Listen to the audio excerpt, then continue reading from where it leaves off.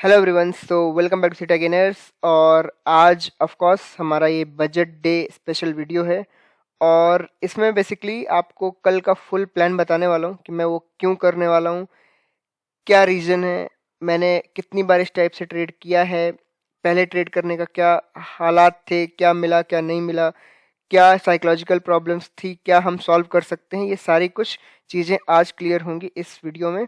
ठीक है, मैं कुछ चीज़ें क्लियर कर दूं कि क्या आप कल सुबह बजट डे के लिए कोई स्ट्रेटजी क्रिएट कर सकते हो या फिर नहीं कर सकते हो, या आपको इंट्राडे ही प्ले करना पड़ेगा। देर आर मेनी थिंग्स, तो मैं आपको सारा कुछ एक्सप्लेन करूंगा इस वीडियो में, तो वीडियो को लास्ट तक देखना। एंड आई होप आपको ये वीडियो अच्छा लगेगा। और जो लोग अभी नए हैं, फर्स्ट टाइम ये वीडियो देख रहे हैं, तो थीटा गेनर्स को आप यूट्यूब पे सब्सक्राइब कर सकते हो। और अगर आप बिल्कुल नए हो तो आप ट्राई करो कि पहले ये जो सीरीज है beginners guide to option selling master class, इसके 5 चैप्टर देखो and then come back to this. Okay, जो अभी हमारे वीडियोस चल रहे हैं क्लीन। तो अगर आपको इन्हीं चीज़ों को लाइव में फॉलो करना है या फिर जहाँ पे मैं जल्दी अपडेट कर सकूँ, तो आप थीटा गेनर्स को टेलीग्राम पे फॉलो कर सकते हो। You can just search theta gainers और आपको लगभग 90,000 सब्सक्राइबर्स का एक मेंबरशिप चैनल मिलेगा। आप वहाँ पे ज्वाइन कर सकते हो, आपको वहाँ पे सब कुछ लाइव में देखने को मिलेगा। ओके, तो चलो let's start. First of all, आप सब लोग जानते होंगे कि लास्ट 2 डेज से मैं ट्रेड नहीं कर रहा हूँ। लास्ट 2 डेज मतलब लास्ट 2 ट्रेडिंग डेज, मतलब हो गए अपने फ्राइडे और अपना आज का डे मंडे। करेक्ट। अब ये बात रीजन समझ में आनी चाहिए कि मैं ये ट्रेड क्यों नहीं कर रहा हूँ। फर्स्ट ऑफ ऑल, कि मतलब रीजन क्या है कि मैं ट्रेड क्यों नहीं कर रहा हूँ, इसमें क्या प्रॉब्लम है, क्यों नहीं करना चाहिए, क्या सही है क्या गलत है। पहली बात देखो, मैं आपको एक चीज बताऊं, जिस चीज के बारे में आपको अंदाजा ना हो उस चीज को सॉल्व भी नहीं करना चाहिए। करेक्ट। अब जैसे अंदाजे का मतलब ये है, मैं आपको फॉर एग्जांपल आज बताऊं, आज मैंने ट्रेड तो नहीं कर रहा हूं बट स्ट्रेडल का प्रीमियम बताऊं। अगर मैं आप आज आपको, अगर मैं सुबह मैंने एक चार्ट लगाया था स्ट्रेडल का 38,000, आई थिंक 38,000, 38,100, 38,000 एंड 38,100 का जो स्ट्रेडल था, मैंने उसकी प्रीमियम पे ना इवन लास्ट के आर में, लास्ट के आर समझ रहे हो मैं किसकी बात कर रहा हूँ, इवन दिस, ये जो टाइम पास एरिया है ना, इवन इन दिस वो डिके ही नहीं हुआ, उसका प्राइसिंग वहीं का वहीं था और कोई खास डिके नहीं, इवन इंक्रीज हो गया थोड़ा सा। और आप देखोगे यहाँ पे विक्स भी कैसी चल रही है, इंक्रीज 6%, लगभग हम 22 पे पहुंच गए। तो बेसिक फंडा क्या है कि आपको एग्जैक्टली नहीं पता कि विक्स कितनी बढ़ सकती है कितनी नहीं बढ़ेगी, विक्स क्रैश आएगा या नहीं आएगा, वॉल्टिलिटी डाउन होगी या नहीं होगी। आपको इनका किसी का आंसर नहीं पता जब तक बजट ना आ जाए। करेक्ट। तो बजट के एक दिन पहले तक इस चीज का ऊपर की तरफ वॉल्टिलिटी का बढ़ना ये बहुत ही मामूली बात है और ये हमेशा होती है। ठीक है, तो सिंपल सी बात है कि क्या आप एक नॉन डायरेक्शनल सेलर होके इसमें पैसे कमा पाओगे ज्यादा? ऑफ कोर्स सी बात है, नॉट एट ऑल। आप ज्यादा पैसे तो बिल्कुल नहीं कमा पाओगे। ठीक है। दूसरा कि अगर आप सोच रहे हो कि यहाँ पे मैं इंट्राडे में या ट्यूसडे थर्सडे वेडनेसडे में इंट्राडे में आपको एक साइडवेज मूव मिलेगा और आपने उस पीरियड में स्ट्रेडल डाला और आपने स्ट्रैंगल डाला और आपको प्रॉफिट होगा, वो एक तरीके से मान लो इतना मिनिमल होगा कि अगर आपकी किस्मत बहुत अच्छी और मार्केट साइलेंट है तो आपको प्रॉफिट मिल जाएगा, वो भी बहुत लो। बट उसी टाइम पे अगर जरा से भी मार्केट वॉलेटाइल हुआ तो यू आर गॉन, आपका एसएल फटाक से हिट होगा और आप पता भी नहीं लगा पाओगे। क्लियर। तो इस वजह से मैंने क्या किया, लास्ट के 2 दिन ट्रेड नहीं किया, क्योंकि वो मेरे लिए बेनिफिशियल ही नहीं है as a seller. Okay, as a buyer बहुत सारी चीजें हो सकती हैं बट एज ए सेलर नहीं हो सकती। इवन बायर्स को भी प्रॉब्लम है, बायर समझ नहीं रहे हैं, बट बायर्स को प्रॉब्लम है बाय द प्रीमियम्स। बायर्स के लिए प्रीमियम्स बहुत हाई हैं जो कि जस्टिफाइड नहीं है, तो बेसिकली वो न्यूज की वजह से हाई है, सिंपल सी बात है। अब मैं कल ट्रेड करने के लिए इतना वो क्यों हूं कि कल मैं ट्रेड करूंगा। पहली बात देखो, ये एक इवेंट है, वो भी एक ईयरली इवेंट, मतलब हमेशा नहीं होता है, हर साल आता है। ये नहीं है कि आरबीआई की पॉलिसी है या कुछ मीटिंग्स हैं ये होने लगी, नहीं, ये साल में एक बार होता है। तो इसकी वॉलेटिलिटी को इंक्रीज करने की, अनसर्टेनिटी बोल लो या फिर मैं बोल लूं अपने मन की एक्सपेक्टेशंस फ्रॉम द बजट, जो पब्लिक की एक्सपेक्टेशन फ्रॉम द बजट है, जो मार्केट की एक्सपेक्टेशन फ्रॉम द बजट है, या फिर जो मर्जी बोलो, बट इस एक्सपेक्टेशन के बेस पे बजट पे बहुत कुछ टिका होता है और उसी बेस पे जितने सेंटिमेंट्स ऊपर नीचे होते हैं उसी हिसाब से अपना स्टॉक मार्केट ऊपर नीचे होता है। करेक्ट। तो अब देखो क्या होता है, बजट में ये वॉलेटिलिटी बढ़ना ये कोई वो नहीं है, जादू नहीं है, दिस इज बेसिकली क्योंकि हमारा डर डर बढ़ रहा है। अगर मैं आपको ऐसे भी एक्सप्लेन करूं कि जैसे मार्केट देखो 38,000 से यहां तक आ गया था और एफ ने सेलिंग स्टार्ट कर दी थी, तो मैं ये भी तो एज्यूम कर सकता हूं ना कि एफ जैसे हम सोचते हैं वैसे वो भी सोचती हैं। इमेजिन करो आपके पास कोई स्टॉक है बहुत अच्छा और वो बहुत अच्छे प्रॉफिट में, बहुत अच्छे प्रॉफिट में, जस्ट लाइक एफ ने यहां से इन्वेस्ट करना स्टार्ट किया नीचे से एकदम और मार्केट बूम ऊपर करके गई, तो they are in profit right, they are in profit basically. आप ये 15 मिनट का चार्ट है, सॉरी पंडे का चार्ट ले लो। ये देखो ये जो बुल रन बिल्कुल देखने को आपको मिल रहा है बड़ा सा, तो जो एफ ने पैसे डाले इसमें प्रॉफिट हो रहा है, करेक्ट। अब अगर किसी को इस बात का डर होगा कि बजट जैसा कोई इवेंट आने वाला है जिसमें कुछ भी अप एंड डाउन हो सकते हैं, तो क्या अगर आप एफ की जगह होते तो क्या आप अपनी प्रॉफिट बुकिंग नहीं करते? बताओ मुझे, सोचो एक बार, क्यों नहीं करते? अगर आपको लग रहा है कुछ अनसर्टेनिटी, कुछ भी नए बजट रूल्स कुछ भी आ सकते हैं जिसपे एफ का कंट्रोल नहीं है, तो सिंपल सी लॉजिक है, वो क्या करेंगे कि चलो let's start booking profits, correct. तो इस वजह से आपको ये नॉर्मल मूव्स देखने को मिल जाते हैं कि ये क्या है, ये आपको यहाँ से डाउन मूव देखने को मिला फास्ट, आपको ये था हर बार हर जगह एक ही चीज देखने को मिल रही है कि एफ आर सेलिंग ह्यूज ये वो फलान ढिमका, बट लॉजिकल भी तो है, क्यों ना करें वो। बजट के पहले अगर वो कर रहे हैं थोड़ा सा प्रॉफिट बुकिंग तो उनकी कोई गलती नहीं है, इट्स वेरी मच लॉजिकल, सबको अपने पैसे प्यारे होते हैं। Clear, clean. तो वही बात है सिंपल सी। अब देखो, अब बिल्कुल हम बजट के दरवाजे पे खड़े हो गए, ओके। तो अब मैं आपको कुछ चीजें शेयर करूंगा जो मुझे बजट के टाइम पे फील हुई, ठीक है। मैंने अभी तक चार चार पांच बजट में ऐसे किया है, ठीक है। मैं आपको अपने वो बताता हूं कि मुझे बेस्ट एक्सपीरियंस क्या मिला, ठीक है। देखो, पहला कि आप जो 2021 का बजट था और उसमें जो मूव आया था उसके बेसिस पे नेवर जज अ मार्केट, ठीक है। कि अगला बजट भी वैसा हो सकता है, ये हो सकता है, वो हो सकता है। मैं आपको एक सिंपल रूल बताता हूं, मैंने भी एक्चुअली इस चीज को, जब मैं बिल्कुल वैसे सोच के एक ऑप्शन बायर की बुद्धि से जब मैं ये करता था ना, सच्ची बता रहा हूं, मैंने भी यही सोचा था कि बजट है, मार्केट किधर ना किधर तो मूव करेगा, मैं एक पुट बाई कर लेता हूं और मैं एक कॉल बाई कर लेता हूं, इसका प्राइस 95 रुपीज है, इसका प्राइस 95 रुपीज है, क्या ही हो जाएगा, ये बढ़ के ऊपर चला जाएगा, बहुत ज्यादा मुझे प्रॉफिट होगा, ये जीरो तक ही जाएगा, करेक्ट। तो सिंपल 95 रुपीज का ही मुझे वो लॉस पीरियड दिख रहा था कि ऐसा हो सकता है, या मार्केट साइडवेज रही तो ये चला जाएगा, दैट्स इट। उससे ज्यादा का कुछ भी हमें देखने को नहीं मिल रहा था, करेक्ट, कि हमें कोई प्रॉब्लम होने वाली है या नहीं होने वाली है, क्लीन। बट हुआ क्या, मैं आपको एक बार का इवेंट बताता हूं कि मैंने ऐसा ही प्लान बनाया एज अ न्यूबी, बिल्कुल ठीक है, एज अ ऑप्शन बायर मैंने एक ऐसा प्लान बनाया कि चलो एक काम करते हैं, कल क्या बोलते हैं, कल मार्केट में बजट है, और ये कब की बात है मैं आपको बताता हूँ, ये है 2020 का, अच्छा था 19 मे भी 2019 का बजट था, करेक्ट। 2019 के बजट में मुझे पता नहीं क्या कहां से सूझा, तो मैंने क्या किया, मैंने सोचा कि चलो इस बार बाइंग करते हैं और हम एक स्ट्रेंगल बाई करेंगे, ठीक है। अब एक बात बताओ, बजट के जस्ट पहले अगर आप एक स्ट्रेंगल बाई करके रख लोगे, मतलब आज के दिन, आपको नहीं लगता कि आज का ही दिन हाईएस्ट आईवी वाला दिन होगा? ऐसा आपको फील नहीं होता कि आज का ही दिन एक्चुअली हाईएस्ट आईवी का दिन प्रूव हो सकता है? आज का ही दिन, यहां देखो आईवी परसेंटाइल 100 है जो कि too high, and IV is 46.34, मतलब एक तरीके से हम बिल्कुल हाईएस्ट पॉइंट पे हैं, और उस जगह पे हम क्या बात कर रहे हैं, क्या बात कर रहे हैं, बाइंग करने की। मतलब you will be paying the highest amount for that strike, highest amount for the option, आप उस ऑप्शन के हाईएस्ट प्रीमियम पे करने को रेडी हो, क्योंकि आज वो दिन है जिस दिन वो हाईएस्ट होगा। तो अब एक बार सोचो कि क्या ये आपका बेटर डिसीजन है?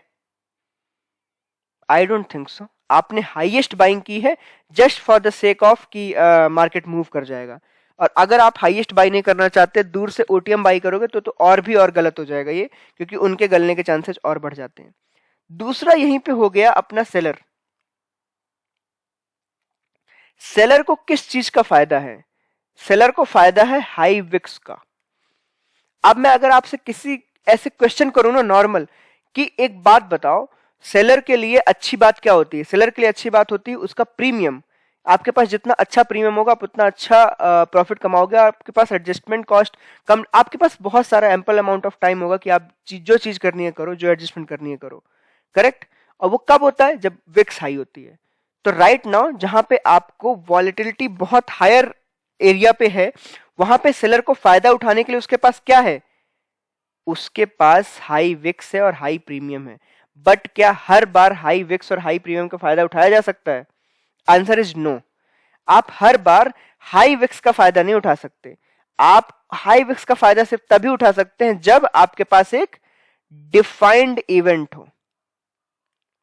कैसा इवेंट हो? Defined event. अब क्या मतलब है मेरा डिफाइंड इवेंट से? डिफाइंड इवेंट से मेरा यह मतलब है जिसका एंड आपको मालूम हो कि उस इवेंट का एंड एक्चुअली किस दिन है। क्या कोरोना एक डिफाइंड इवेंट है? नो। क्या इंडो चाइना, इंडो पाक या कुछ भी एक वॉर क्या डिफाइंड इवेंट है? नो। क्या कोई भी कुछ भी ऐसा नेचुरल चीज जो होती है वो क्या डिफाइंड इवेंट है? नो। डिफाइंड इवेंट वो है जिसका स्टार्टिंग और एंड डेट आपको मालूम है कि इस दिन ये खत्म हो जाएगा, इस दिन ये स्टार्ट हो जाएगा।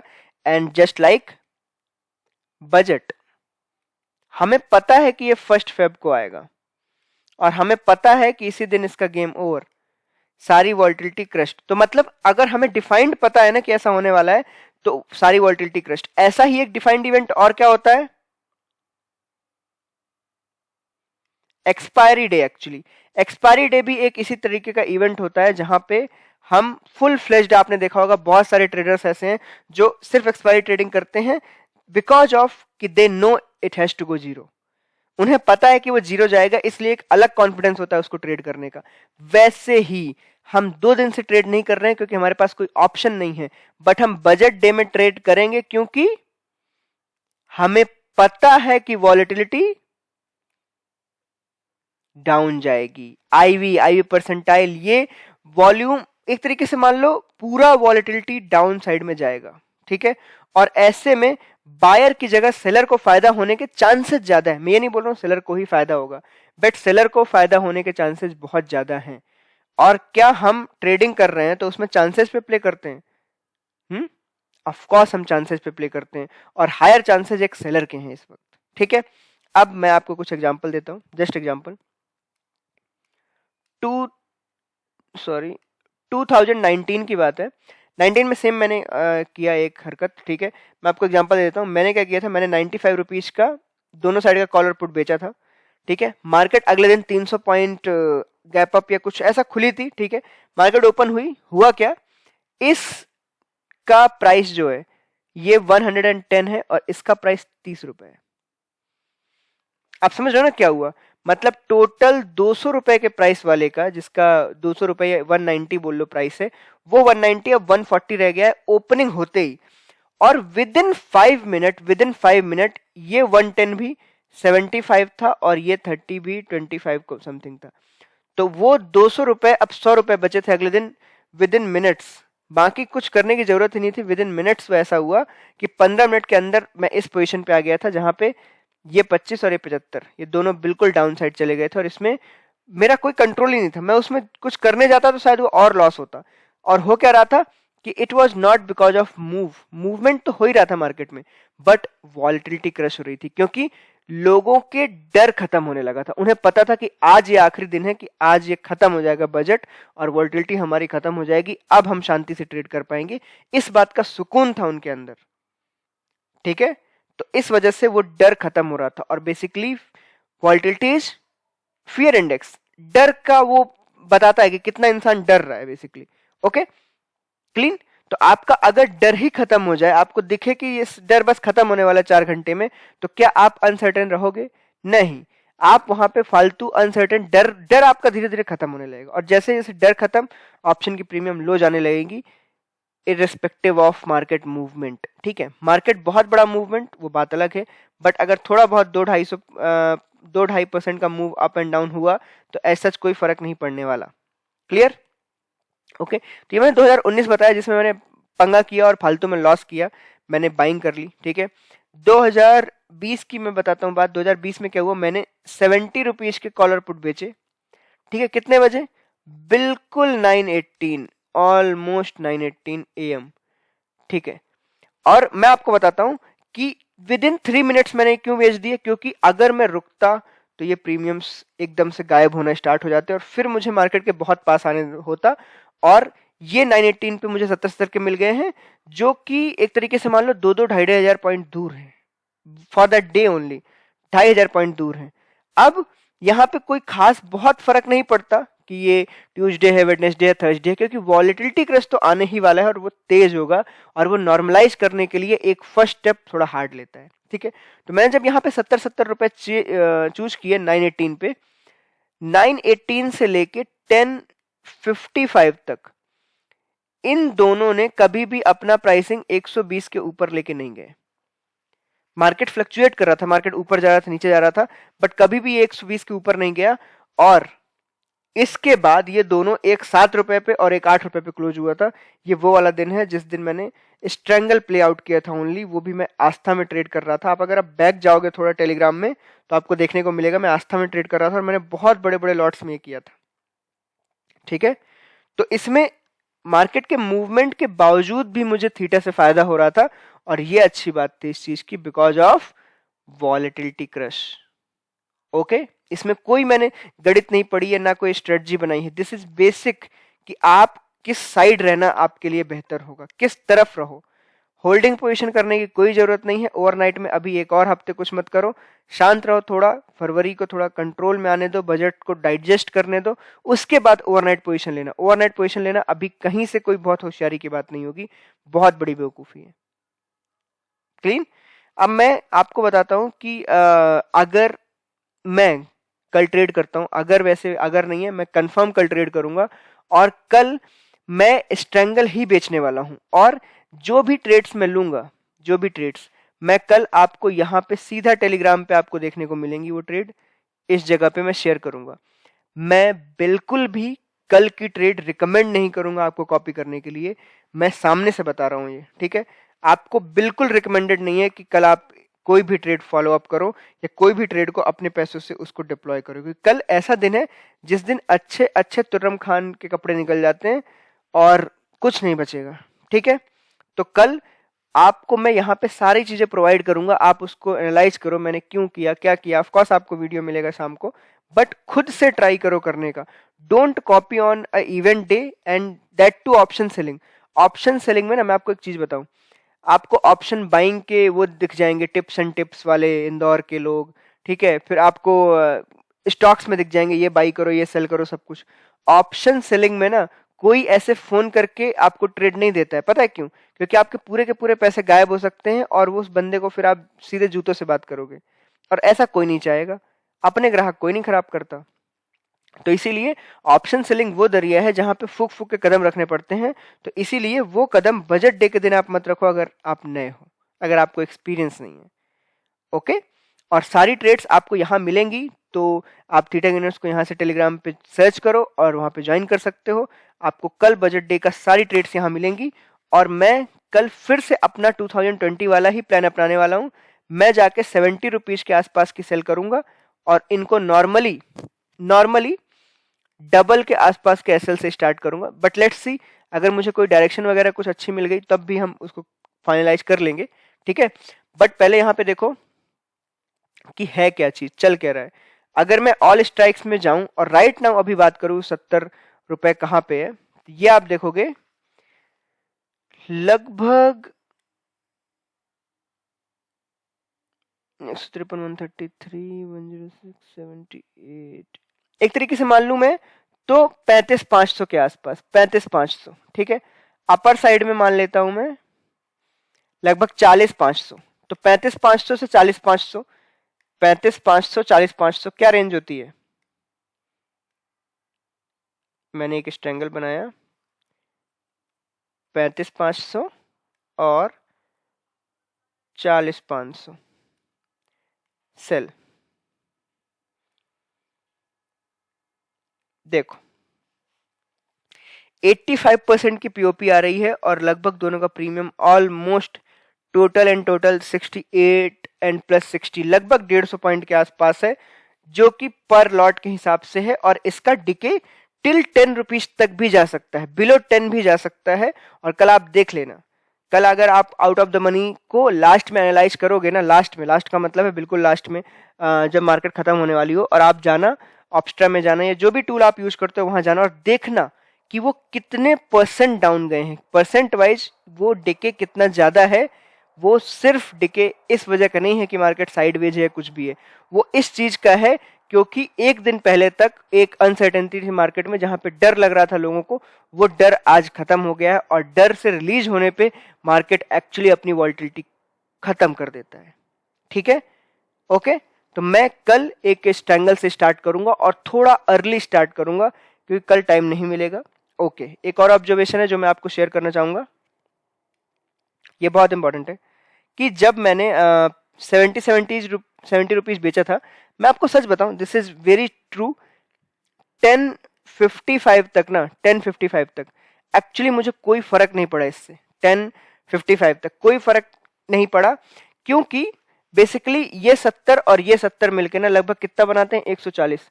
और 1045 ये 1055 तक ना एक्चुअली ये अराउंड द 140 ही घूम रहे थे, कभी 130, कभी 160, कभी 120, ये इसी अराउंड स्पीड के उसमें घूम रहे थे।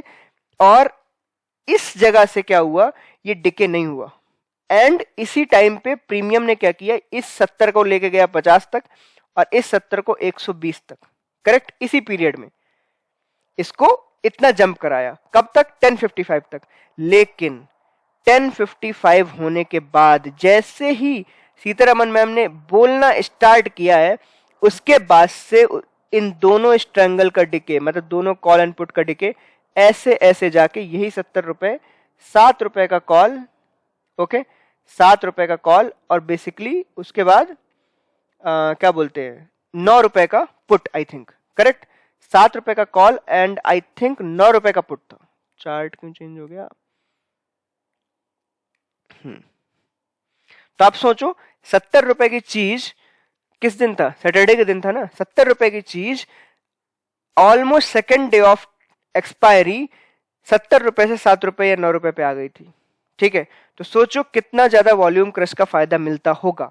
और सिमिलर वही फायदा मैं आपको कल ट्राई करके दिखाऊंगा कि यहाँ पे कैसे होता है विद एसएल बेसिकली कल।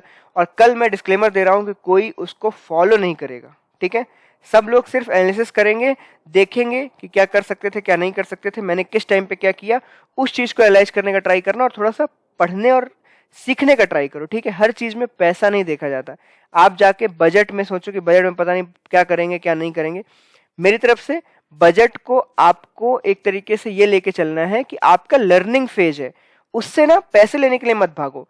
ऑफ कोर्स सी बात है, अगर आपका लर्निंग फेज है आपको क्या करना चाहिए, आपको ट्राई करना चाहिए कि इस बजट डे में एक एक लॉट से कुछ अपने साइड से कुछ ट्राई करो, तब जाके आपको सीखने को कुछ मिलेगा। जैसे मुझे ऐसा लग रहा है कि जैसे 24 फरवरी का स्ट्रैडल बहुत ही अच्छा प्रीमियम पे चल रहा है, मुझे ऐसा फील हो रहा है, तो मैं रिस्क लूंगा, मैं एक लॉट से रिस्क लूं या 2 लॉट से लूं, बट एक छोटा सा रिस्क लूंगा कि अगर मुझे उसका फायदा होगा ना तो वो मेरे ऐसे 15 दिन 20 महीने के उस फायदे के बराबर होगा and I will be happy, क्योंकि मैंने वो डिसीजन लिया था।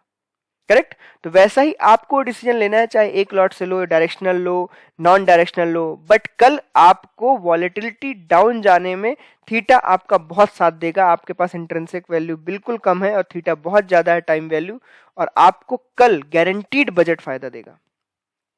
ओके, फ्यू थिंग्स मोर कि अगर आपको बिल्कुल ऐसा लग रहा है कि बजट के लिए क्या स्ट्रेटजी बनाए और कहीं पे आपको दिख रहा है कैलेंडर क्रिएट कर सकते हैं और क्या ये कर सकते हैं फलाना ढीमका हेजिंग, मैं सही बताऊं इस सब का टाइम निकल गया। This is basically from 10th Jan to 15th Jan, तब आप कैलेंडर्स वगैरह का यूज कर सकते थे। ओके, और उस टाइम पे आपको शायद उस वॉल्टिलिटी इंक्रीज का फायदा मिलता, बट राइट नाउ कैलेंडर की प्राइसिंग तो बहुत ज्यादा हाई होगी और आप जब उसमें पेमेंट करोगे तो आपको प्रॉब्लम होगी और आप उससे कोई फायदा नहीं उठा पाओगे। इसीलिए स्ट्रेटजीज का गेम तो एंड हो चुका है क्योंकि हम बजट डे पे पहुंच गए हैं। क्लियर? अगर बजट डे नहीं होता या इसके एक हफ्ते या उससे थोड़ा पहले होते तो शायद हम ये स्ट्रेटजीज यूज करते, कैलेंडर वगैरह लगा के कुछ ना कुछ तिकड़म भिड़ाते, बट अभी माहौल ऐसा नहीं था, वॉल्टिलिटी बहुत हाई थी, कैलेंडर और इन सब का प्रीमियम भी बहुत हाई था, इस वजह से ये यूज नहीं किया जा सकते। तो फालतू में कल हीरो बनने की कोई जरूरत नहीं है। Try to be very simple, simple with SL and काम हो जाएगा। ओके, तो लेट्स मीट टुमारो लगभग 9 बजे 9 AM के आसपास, और मैं यहाँ स्टार्ट करूंगा सारा। ठीक है, मैं प्लान करूंगा, 2 चीजें प्लान होंगी मेरी। मेरा पहला प्लान होगा कि आई विल डू लाइक क्या बोलते हैं, पहला मैं एक स्मॉल क्वांटिटी से स्टार्ट करूंगा, अगर वो फ्लो बनेगा मेरे हिसाब से चलेगा तो फिर मैं उसमें क्वांटिटीज ऐड करूंगा, और ऐसे करके धीरे धीरे धीरे हम डे को एंड करेंगे और देखते हैं डे के एंड में कितने % तक का मूव हमने कैप्चर किया और टोटल मूव कितना था। Okay, clean. और यहाँ पे आप देख रहे होगे कि ये है इंटरडे ऑप्शन सेलिंग डायरेक्शनल। मैंने ये वीडियो क्या बोलते हैं रिकॉर्ड तो कर लिया है, बट मैंने अपलोड नहीं कर पाया क्योंकि इंटरनेट का थोड़ा प्रॉब्लम चल रहा है, थोड़ा सा प्रोसेसिंग नहीं हो रही है लास्ट तक, वरना आपको बहुत लो क्वालिटी में दिखेगा, इस वजह से नहीं डल पाया। ठीक है, ओके, चलो कल मिलते हैं सुबह 9 बजे। आप थीटा गेनर्स को यहाँ टेलीग्राम पे ज्वाइन करो, सब कुछ यहाँ देखने को मिलेगा। शाम को आपको बाकी फिर वीडियो में देखने को मिलेगा। ठीक है, वीडियो अगर अच्छा लगा हो तो थैंक यू, धन्यवाद, और लाइक कर देना। चलो टाटा, बाय बाय।